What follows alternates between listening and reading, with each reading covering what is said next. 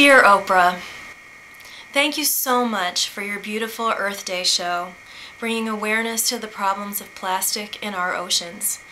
This issue first touched me personally about 2 years ago, and I feel compelled to share with you my story and also to make a request. Back in June of 2007, I was at home recuperating from a hysterectomy. Realizing that I would now never have children, I was sort of wondering what I could actually birth into the world that would be a positive thing. I had tried all sorts of things in my life, and that winter I'd actually trained for and run a marathon. But at this point, lying on the couch, unable to exercise or do anything else, I felt kind of lost. And then one night, I was at my computer and I stumbled upon an article about plastic in the ocean and the photo that would change my life forever. It was a photo of a dead albatross chick carcass, and the belly was full of plastic pieces, plastic bottle caps. It was heartbreaking. I looked at my life and I realized that I was contributing to the pain of other creatures without even knowing it. That night, something new did come into the world. I started a blog, Fake Plastic Fish, and began collecting and tallying my own plastic waste each week and analyzing it to see what plastic I was using and what I could do without. Once I had recuperated physically, I started making field trips to stores, recycling centers, anywhere I could learn about what our options are for reducing our plastic consumption and plastic waste. Everything I learned, I shared on the blog. At first, reducing was difficult. All of our convenience foods, energy bars, frozen dinners, whole roasted chickens, come packaged in plastic. I had to develop a different mindset and turn from what was fast and easy to foods that were more wholesome and came in less packaging. I started shopping stores like Whole Foods and local natural food stores where I could fill up my cloth bags from their bulk bins instead of buying prepackaged foods. And I learned to carry my own bottles, containers, utensils, and even glass drinking straw with me to avoid disposables. And I went beyond bottles and bags to making my own cat food, washing my hair with baking soda and water. It really does work. Cleaning with vinegar in glass bottles, lemon juice, baking soda, and composting all my food waste to avoid plastic garbage bags. I drove my friends crazy, but I never told them what they had to do. And then I broadened my reach, finding that some things, like my plastic Brita water filter cartridge, could not be recycled.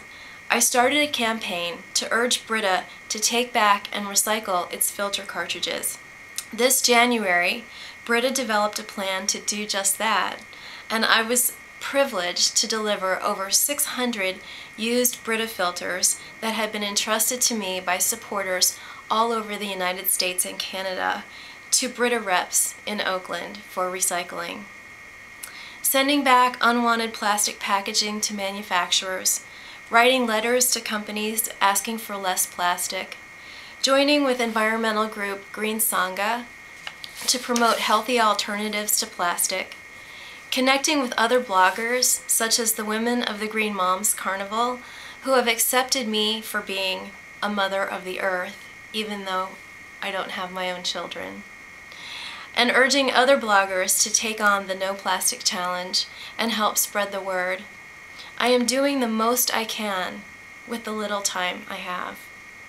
It's a full-time job, but I already have a full-time job as an accountant for a local Bay Area home care agency.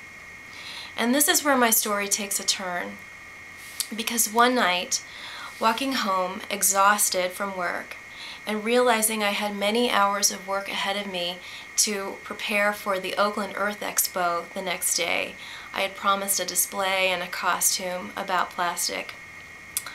It crossed my mind, as it has many times in the 2 years since I started this project, that I could just stop. I could quit. I could give up the blogging and the activism and the reaching out to strangers. I could just stop doing it. I could go back to my private little life of watching movies, playing with my kitties, hanging out with my husband. What's wrong with that? But no sooner did the thought cross my mind than I was stopped dead in my tracks by an inner voice. And that voice said, "You can't quit because none of this belongs to you." The activism, the blogging, the reaching out, you don't do them. They do you. Eckhart Tolle speaks of awakening to your life's true purpose. In that moment, I knew I had. Nothing had changed, and everything had changed.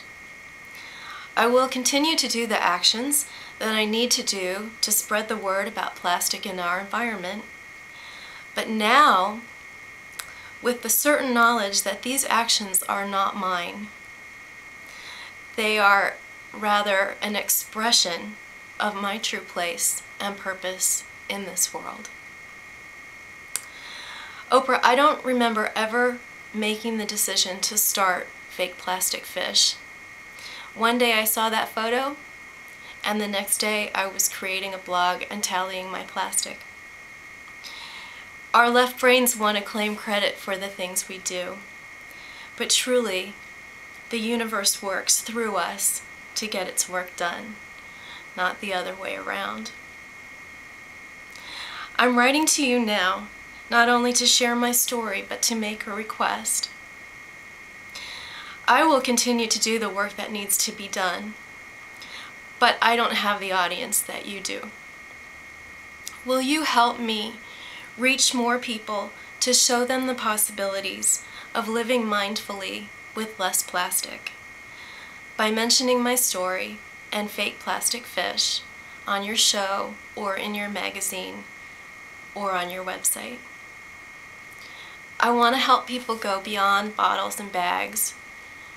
I want to help people be mindful of the materials of the world that come into their lives, and to think about what they purchase, and to know where it comes from and where it goes. Ultimately, my true purpose is not plastic. It's to be an example and an inspiration to others, just as you do every day. Sincerely, Beth Terry.